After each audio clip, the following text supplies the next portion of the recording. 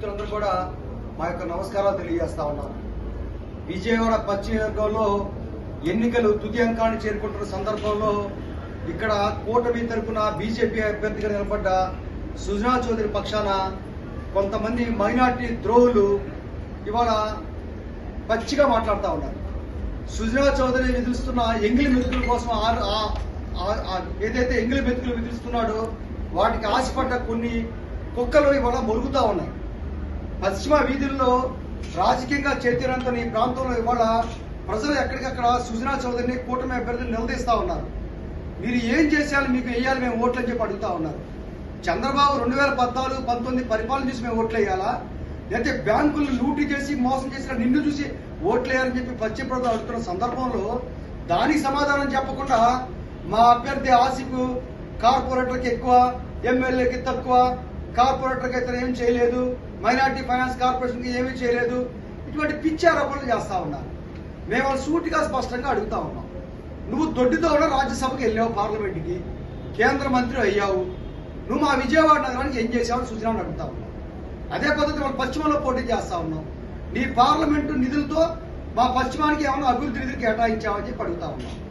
ఇదే మా కేసీఆర్ నాని గారు గతంలో టీడీపీ తరఫున ఎంపీగా ఉన్నప్పుడు విజయవాడ పశ్చిమానికి టీడీపీ ఎంపీ అయినప్పుడు కూడా పెద్ద ఎత్తున నిధులు కేటాయించడం జరిగింది.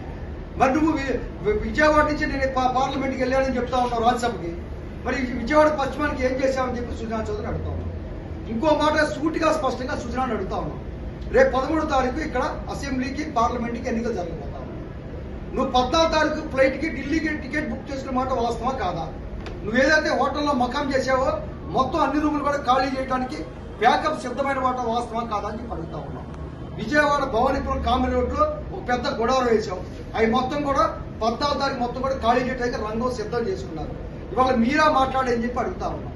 ఇవాళ ఎక్కడికక్కడ ఒక మైనార్టీ అభ్యర్థికి ఇక్కడ పశ్చిమంలో గౌరవ ముఖ్యమంత్రి వైఎస్ జగన్మోహన్ రెడ్డికి అవకాశం ఇస్తే ఇక్కడ హిందూ ముస్లిం భాయ్ లాగా పశ్చిమంలో అందరూ సహజీవనం చేస్తున్న సందర్భంలో ఇవాళ ఇక్కడ మత విద్వేషాలు రెచ్చగొట్టడం కోసం చంద్రబాబు డైరెక్షన్ లో బీజేపీ అభ్యర్థిగా సుజనా నిలబెట్టిన సందర్భంలో అతను విధించే ఎంగిలి మెతుల కోసం ఆడిపడి ఆశపడ్డ కొంతమంది మైనార్టీ ద్రోహులు ఇవాళ కుక్కలా మొరుగుతా ఉన్నారు.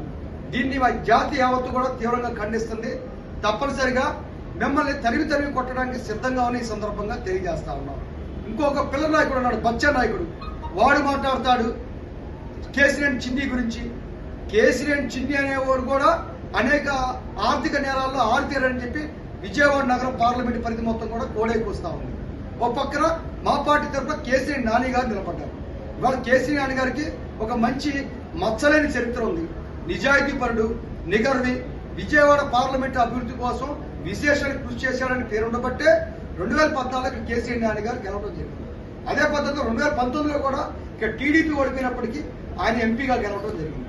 ఇదే పద్ధతిలో ఇవాళ వైఎస్ఆర్ కాంగ్రెస్ పార్టీ పక్షాన కేసీఆర్ నాని గారు ఈ పార్లమెంట్ పరిధిలో కానివ్వండి, పశ్చిమంలో కానివ్వండి, ఆయన గడప వెళ్తున్న సందర్భంలో ప్రతి ఒక్కరు ఒకటే చెప్తా ఉన్నారు, తప్పనిసరిగా హ్యాట్రిక్ దిశగా మీరు ఇక్కడ ఎంపీగా గెలవబోతా ఉన్నారని చెప్పేసి. అదే పద్ధతిలో ఇంకొక మహిళా టీడీపీ నాయకులు మాట్లాడుతూ ఉంది కేసీఆర్ నాని గారి కుమార్తె శ్వేత గారి గురించి. శ్వేత గారి గురించి మాట్లాడే నైతిక అర్హత మీకు ఉందా అని చెప్పి అడుగుతా ఉన్నాం. ఇవాళ శ్వేత గారు ఇవాళ హిందువులు కానివ్వండి, ముస్లింలు కానివ్వండి, అన్ని సామాజిక వర్గాలతో కూడా ఒక సోదరులాగా చక్కగా కలగోత్తరంగా మాట్లాడుతూ ఒక విజనరీ లీడర్ లాగా, భవిష్యత్తు తారలాగా కేసీఆర్ శ్వేత గారు మాట్లాడుతూ ఉన్నారు. ఇంకో మాట కూడా టీడీపీ నాయకులు మాట్లాడుతూ ఉన్నారు. సుజనా చౌదరి చెప్పుల విలువ మీరు చేయరని చెప్పేసి. సుజనా చౌదరి మీకు అంత ఇంపుగా సొంపుగా ఉంటే ఆయన చెప్పులు నెత్తి పెట్టిన ఊరేగండి తప్ప మైనార్టీల ఆత్మ గౌరవాన్ని తాకట్టు పెట్టే విధంగా మాట్లాడాలని చెప్పేసి మీడియా ద్వారా ఈ సోకాడు మైనార్టీ నాయకులు మేము హెచ్చరిక జారీ చేస్తా ఉన్నాం. మైనార్టీ ద్రోహులరా, ఖబర్దార్, సిగ్గు లజ్జ ఉందని చెప్పి అడుగుతా ఉన్నాం. మీరు ఇవాళ పశ్చిమ గడ్డలో ఇవాళ ఏదైతే ఇవాళ మత సామరస్యానికి వెలువరిస్తూ ఇవాళ ఇక్కడ రాజకీయంగా చేతులున్న ఇక్కడ పశ్చిమంలో మత విద్వేషాలు నచ్చగొట్టడానికి జరుగుతున్న కుట్రలో మీరు పావులుగా మారుతూ అదే పద్ధతిలో ఇవాళ మైనార్టీలు కించపరిచే విధంగా సుజనా చౌదరి చెప్పులు విలువ చేయాలని చెప్పి మాట్లాడటం ఎంతవరకు సమంజసం అని చెప్పి అడుగుతూ, తప్పనిసరిగా ఏదైతే సుజనా చౌదరి డైరెక్షన్లో అదే పద్ధతిలో చంద్రబాబు డైరెక్షన్లో మీరు అడుగుతున్న డ్రామాలు, యాక్టింగ్లు అన్నిటి కూడా పశ్చిమ ప్రజలు గమనిస్తా ఉన్నారు. ఇప్పటికే ఎక్కడికక్కడ మీకు నిరసనలు వ్యక్తమవుతా ఉన్నాయి. తప్పనిసరిగా రాబోయే 13వ తారీఖు ఎన్నికల్లో ఈ యొక్క సుజనా చౌదరిని కానీ కేసీఆర్ చిన్ని కానీ చెంపపెట్టాంటి సమాధానం ద్వారా ఓడించడానికి సిద్ధంగా ఉన్నట్టు చెప్పి ఈ సందర్భంగా తెలియజేస్తూ ఇప్పటికైనా సరే మీ యొక్క అవాకులు చవాకులు ఏదైతే మీరు దుమ్మెత్తి పోస్తున్న విధానం ఏదైతే ఉందో వీటిని కట్టి పెట్టాలని చెప్పి తెలియజేస్తా ఉన్నాం. రేపు 13వ తారీఖు తర్వాత ఒక్కసారి చెప్తా ఉన్నాం, సుజనా చౌదరి ఇక్కడ ఉండడు, కేసీఆర్ చిన్ని ఉండడు, ఇక్కడ ఉండేది ఆసిఫ్ మాత్రమే పశ్చిమంలో. అదే పద్ధతిలో విజయవాడ పార్లమెంట్ కి కేసీఆర్ నాని గారు గెలవబోతా ఉన్నారు.